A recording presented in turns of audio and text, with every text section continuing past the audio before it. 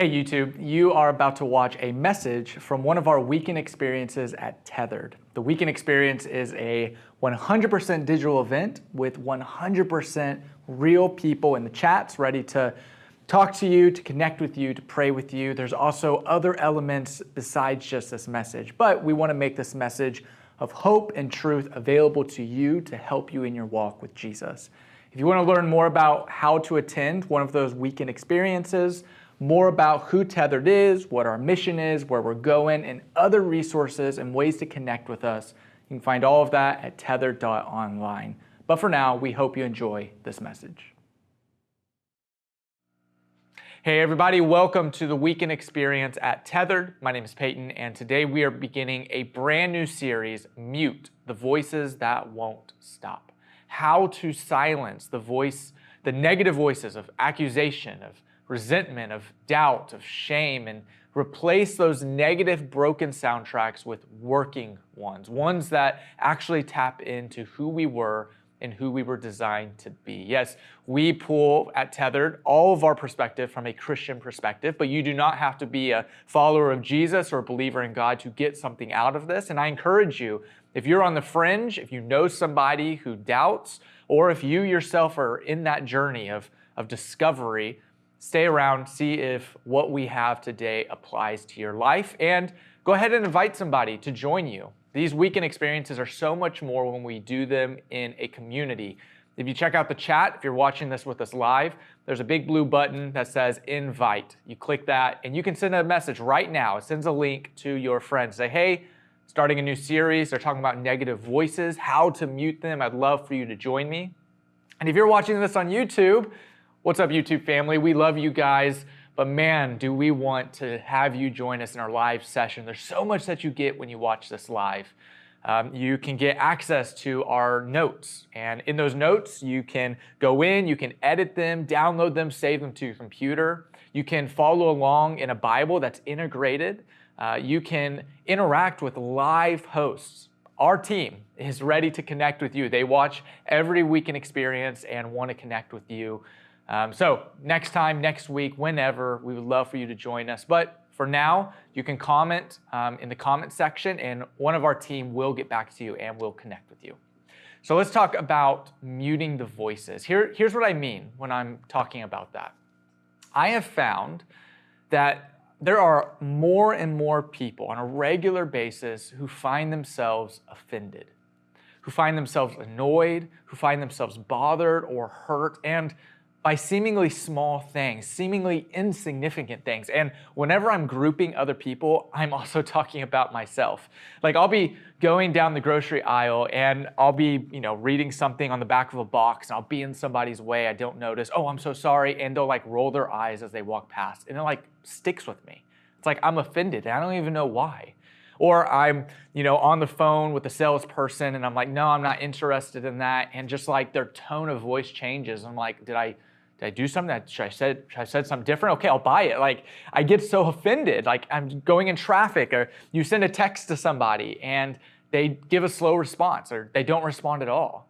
Or how about awkward encounters? Have you ever had an awkward encounter that it sticks with you? You replay it. Here's mine. I want to hear yours, so go ahead and type it in the chat just real quick while you're listening to my awkward encounter. So I was in college a couple of years, and a girl who I didn't go to high school with her, but I knew her in high school.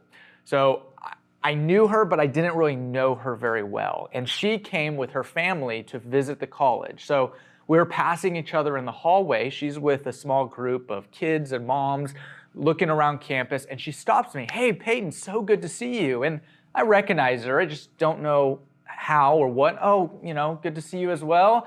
Gave her a hug. She's like, my mom's here too.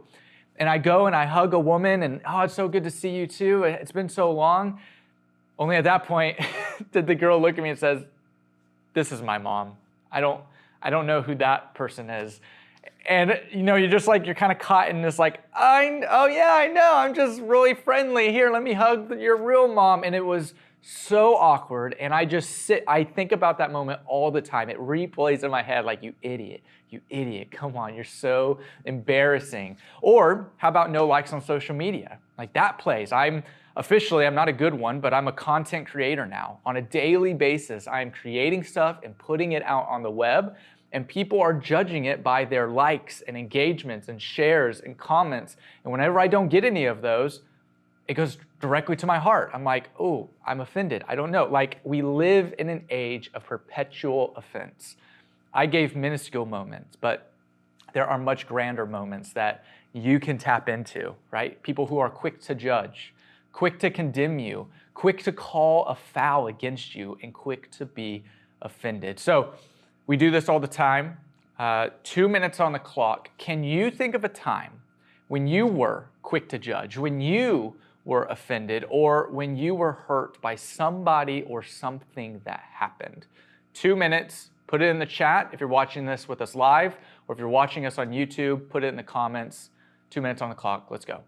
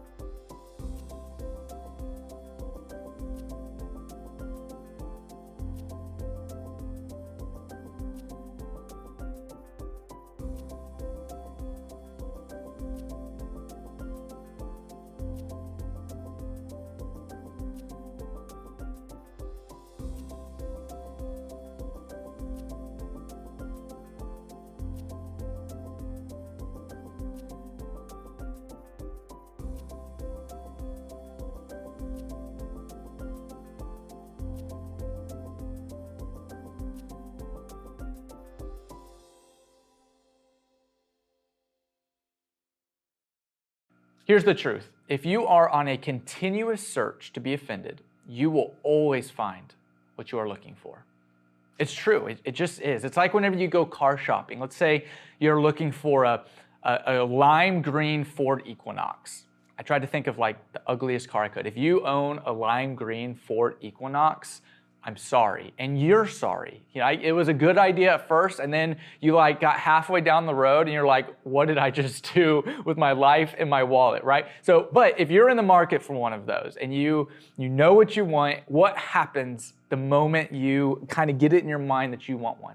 You start to see it everywhere. Like there's lime green Ford Equinoxes coming out of every driveway, going into every drive-through. I mean, they are everywhere because you are looking for them, right? And the same thing happens whenever we are looking for an offense. When we are we're just on the edge, waiting to be offended. And here's the thing, nobody wins when you live offended. You don't win because you're being offended, and other people don't win because they can't do anything to not offend you. So today, our goal is how can we mute the voice of accusation? This accusation, we become accusers of other people. How can we mute that? Because life will be so much better. We will have so much love to give others if we can mute that voice. Your life is too short and your calling is too great to be offended by something small. I told you we would be pulling this from the Christian perspective. Here's a proverb for you. A person's wisdom yields patience. It is to one's glory to overlook an offense. I love that idea of a person's wisdom is the thing that yields patience. It's this inward working that we must constantly be doing of gaining wisdom. And if you missed our What If series, we talked a little bit about this, about being very intentional with who we want to be, who we want to become in the next 5 years, and asking the question, what if I began doing intentional work now to become who I want to be then? Maybe a person of wisdom is who you want to be. If you missed that, you can find that whole series, our What If series on YouTube. My wife actually did the very last one. What happens when your plans fail? How do you get through that? She did an amazing job. Let's get back to the question. How do we silence the voice of accusation? How do you grow past the daily temptations of being offended? And like we all have it. Like we're all kind of living on the edge, waiting for somebody to be offended. Well, here's how you do it. It's an easy phrase, but a hard concept to really practice. We close the gap with love. Hatred stirs up strife, but love covers all offenses. So what do we mean when we talk about closing the gap? There is an opportunity that exists in every single interaction that we have, but the thing is we rarely recognize it. There is a gap between an action that happens and our reaction to that action. And guess what? We get to choose what we put in that gap. We get to choose. It is our choice what we put in that gap. We don't always get to control what happens to us. We don't get to choose all of our circumstances, how people are going to talk to us, people's tone of voice.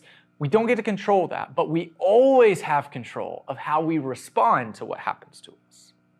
Let me give you an example of what I'm talking about. I'm going to use the most cliche one that I could think of. You're driving down the road, somebody cuts you off. That's the action. You're driving, somebody cuts you off, that's the action. And then there's a gap, right? There's a gap before we get to a reaction. And in that gap, we are interpreting. We are interpreting how we are going to respond to that action. The problem is we are horrible interpreters. We're horrible. We're terrible at it. Let me hit a pause on this scenario and tell you what I mean. Has anybody ever misinterpreted what you did or what you said? Has anybody ever gotten it wrong? Like you do something, you say something, they get offended, they get, defensive, and you're like, whoa, whoa, whoa, whoa, whoa, whoa. Like that's not what I meant. That's not what I meant at all. And you're being genuine. Like I never would think that. I never would have said that if that's what I thought you meant. Has anybody ever misunderstood you? Guess what? It happens so often, there's actually a phrase for it. I learned this whenever I was studying this. It's called a fundamental attribution error. Put it up here on the screen. Fundamental attribution error. Here's the definition for it. It's the bias to attribute our own behavior to our circumstances while attributing somebody else's actions to their character. Leave that definition up there for a second. Let you reread it, write it down, take a picture. Here's what it means. If I did something to disappoint you, there's a reason for it, right? Like maybe I had a bad day. Maybe I think you deserve it. Maybe I just am naive to it. I didn't know that that was going to disappoint you or offend you. Like just give me a break. Like there's a reason behind what I did. However, if you do something to offend me, it immediately is a thing on your character. Like you're just mean. You're rude. Like Jesus save your soul. So going back to our traffic scenario, if you cut somebody off in traffic, well, you didn't see them, right? There's a blind spot in your car. You moved over. Maybe you're in a hurry. You're trying to get to the office. There's an emergency. Maybe you're distracted. You're just having a bad day. You're not thinking straight, right? You have a reason why you cut them off. But if somebody cuts you off, they're a demon-possessed idiot, obviously. I mean, look at them. They're obviously going to be driving to the fiery pits of hell, they are. I mean, like, it's easy to attribute ours to our circumstances and theirs to their character. There's always a gap. The question we're asking, how do you fill the gap? And those voices in your head, they're filling that gap with accusations. You are becoming an accuser because those voices in your head are accusing. She's all about herself. That's all she cares about.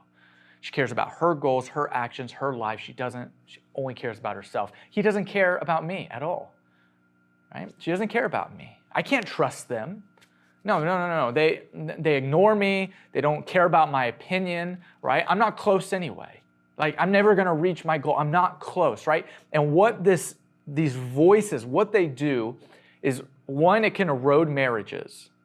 Like a drop of water on a rock. Slowly over time, it ticks away until it's nothing.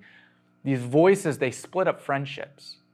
We lack trust in other people. We become insular, only depending on ourselves. It destroys churches and Christian communities.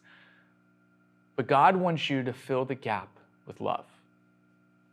Whoever would foster love covers over an offense, but whoever repeats the matter separates close friends. A question for you to put in the chat or in the comments: how can you begin filling in the gap with love instead of accusation?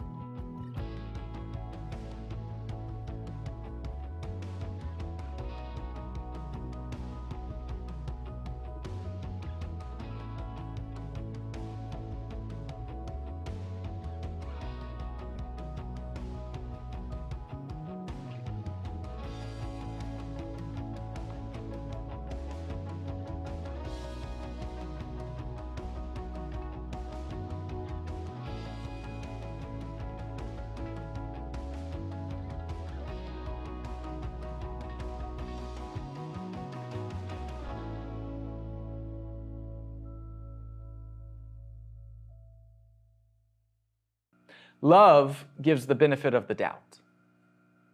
Love, it trusts other people. Love, it assumes the best of others. Love, it believes in the other person. There was a time recently I was sitting, it was a Saturday, one of my days off, and I was sitting on the couch later in the afternoon. My wife comes up to me. She'd already asked me to do it, but she asked another question. Hey, are you going to take out the trash today? How dare she? Like, man, you coming at me? Like, I didn't say this, but like, wait, why you gotta be so mean? Like, yes, I will do it. Like, wait, what, does she think I'm lazy? Like, I'm not gonna do it? Yes, I'm just taking a break. I'm relaxing, right? Whenever we fill that gap, whenever we allow the voices to get out of control, right? Then what is not true is highlighted right in front of us. That my wife is mean, that my wife thinks I'm lazy, that my wife is, thinks I'm an idiot or whatever. Like, these are not true. Instead, I want to choose to fill that gap with love. Well, maybe she's just curious. Maybe she isn't sure that I heard her the first time. Maybe she knows she asked me, she knows I heard her, but she's just reminding me through a question. An example for you, like you text a friend, you don't get a response. Whoa, why? Why? Are they too good for me? Obviously, they think they're too good for me. Like, they're obviously bad friends. I texted them like an hour ago, and they haven't gotten back to me. Don't they know, like, I need to hear that they're there? But that's not what love does, is it? No, love trusts. It believes. Like, maybe they're busy. Maybe they have a life outside of texting you back. Maybe their phone died. Like, this happens to me all the time. Maybe they forgot, which leads me into the bedrock of this lesson. Apple needs to get on it, of being able to read a text message and then to mark it as I'll get back to it, or I can't respond to that. You know how many times I've read a message like, ooh, I can't answer that now, but I need to answer that. And then like an hour passes and it's been swallowed by my text thread. Like, come on, Apple, get on it. Seriously, be patient with each other, making allowance for each other's faults because of your love. I'm gonna step on your toes real quick, if that's okay. It's not all about you. It's not.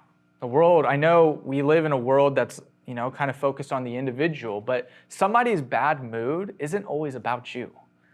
Maybe they're just in a bad mood. Maybe they have something going on. The edge in their voice, their distraction, their careless driving. A couple weekends ago, I'm a pastor, so it's Sunday morning, and I got a text message from my family of really, really bad news, like something that just swallowed me. But I'm a pastor, like I have to make the rounds and connect with people and not necessarily let that sensitive information out right in that moment. But I still had people coming up to me, telling me about problems that were big deals for them that I want to hear, and praying with people and walking with people while still being distracted by something far more extreme that was happening behind the scenes, right? You don't always know who's having a bad day. You don't always know what battles people are fighting behind the scenes, what bad news they just received. And none of us are perfect. So if you want others to give you the benefit of the doubt, then you have to be willing to do the same with them. But this hasn't answered the question yet. Like, what if somebody is being intentionally rude? Like, you know those people, those moments. They're blatantly hateful. This isn't oh, I'm sorry, like I was misinterpreted. This is no, they are being rude. And to that, I want to ask you a question. Have you ever wondered what they were going through? Like, to get to a place where they are intentionally hurting somebody. That's not how we were designed to hurt. Like, it takes something else brewing under the surface to get to that point. So instead of being offended or instead of accusing them, like, what if you begin to question, like, what is this person going through? I know when my wife and I, we were fostering 2 boys, first chance of parenting, and God just kind of gave me this wisdom. It certainly wasn't for me, but one of the boys came home and he'd been bullied at school.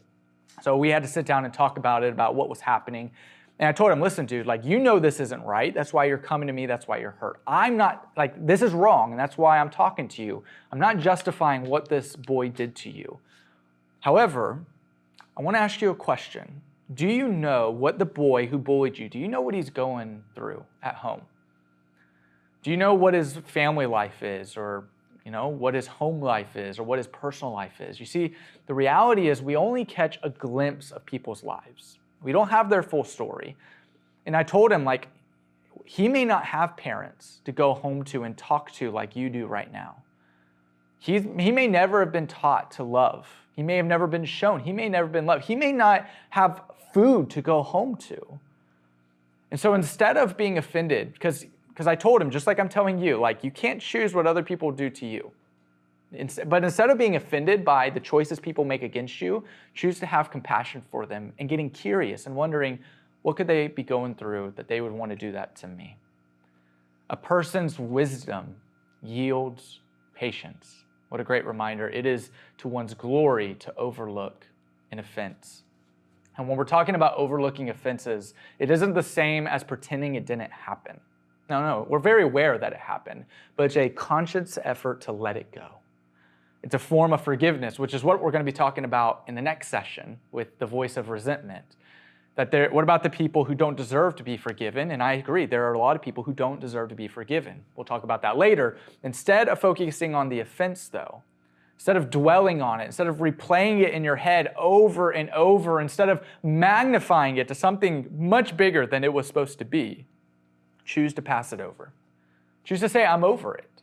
So what do you need to let go of today?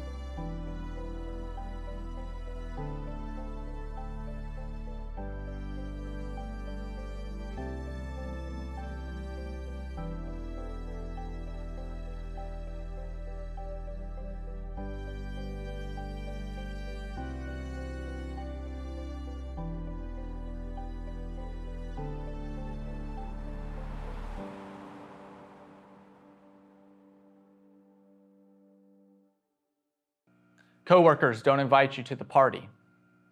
I'm over it.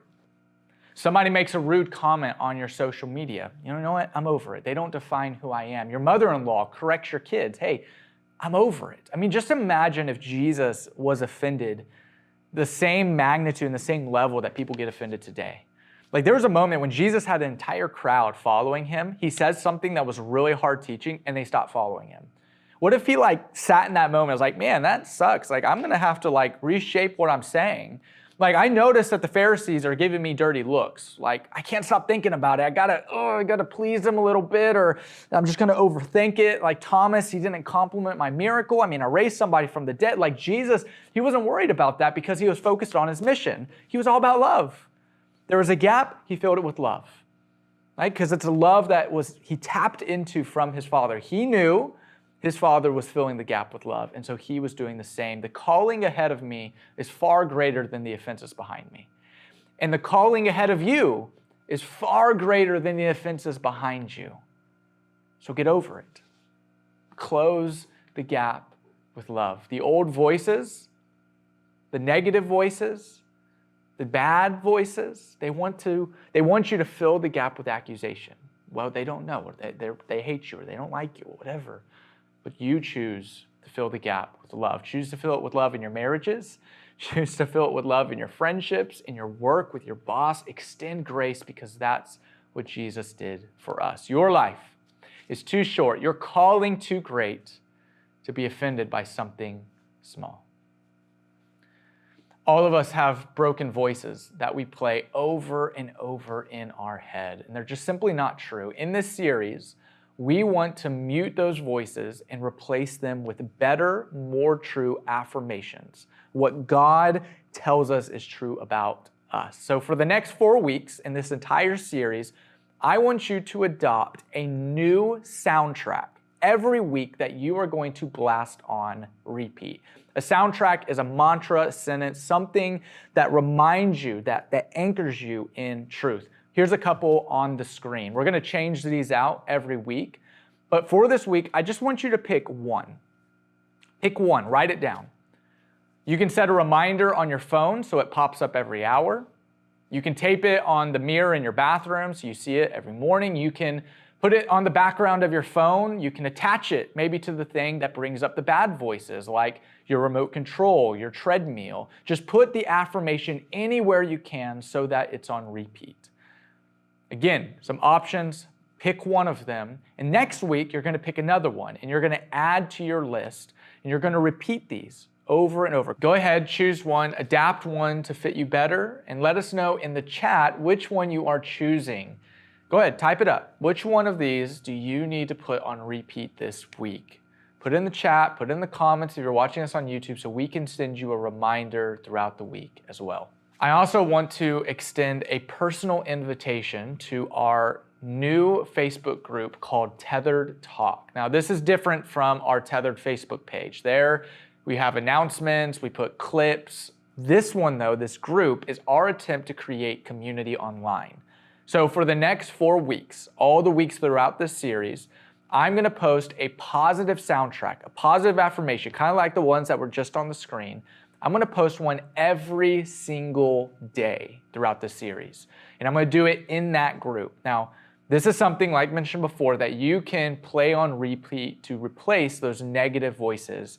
So if you want to see those every day, be sure to join the group. There is a button in the chat if you're watching this live. Go there, click, it's going to take you straight there. And here's the cool thing about groups. You can in there, you can also post your own encouragement as well. You can continue to form community. You can connect with other people who are in this live chat right now. So again, there's a button in the chat that'll take you straight over there. If you're watching us on YouTube, check out the description. You'll see the Tethered Talk Facebook group and a link that's going to take you there. Just click it, and we want for you to join our community. Tethered is a hybrid approach to following Jesus. We'll see you guys next week. We hope you enjoyed this message. If you want to find others like it, just click one of these boxes here and it'll take you straight there. You also want to make sure you subscribe and hit that bell button so anytime a new message comes up, you will be notified and you can go straight there. If you want to learn more about who Tethered is and what this hybrid approach of following Jesus is all about, you need to go check out our website. Just the link to that in the description below. We recognize that people live a slipstream between online and offline, and so we want to help you in your relationship with God to find and follow Him and a community offline and online. That's why Tethered exists. We hope you enjoy this video and others like it. God bless. Have a great week.